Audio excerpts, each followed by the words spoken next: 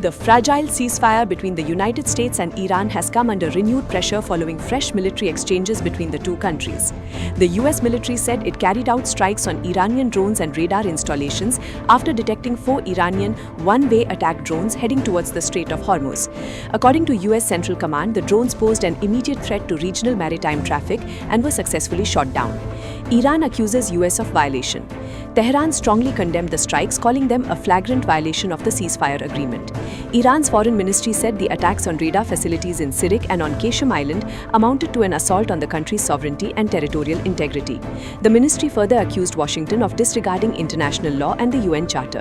In response, Iran launched ballistic missiles targeting 2 US air bases in Kuwait and US Navy facilities in Bahrain, according to Iran's IRIB news agency. However, Bahrain and Kuwait said the attacks were successfully repelled.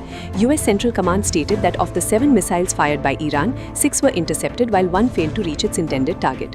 The United Arab Emirates and Qatar also condemned the attacks on their Gulf neighbors. Iran's Islamic Revolutionary Guard Corps, or IRGC, said the strikes targeted enemy bases in retaliation for the American action. Peace talks stalled. The latest exchange marks another episode in a series of confrontations that have threatened the ceasefire in place since April. Efforts to secure a permanent agreement have stalled, with reports suggesting that US President Donald Trump has sought changes to the terms of a proposed deal. Iran, meanwhile, has accused Washington of repeatedly altering its position during negotiations. Regional tensions remain high. The conflict began after US and Israeli strikes on Iran on February 28, triggering instability across the Middle East. Iran subsequently targeted Israel and US-allied Gulf states and effectively closed the Strait of Hormuz, a crucial route through which around 20% of the world's oil and liquefied natural gas passes, sending global oil prices sharply high.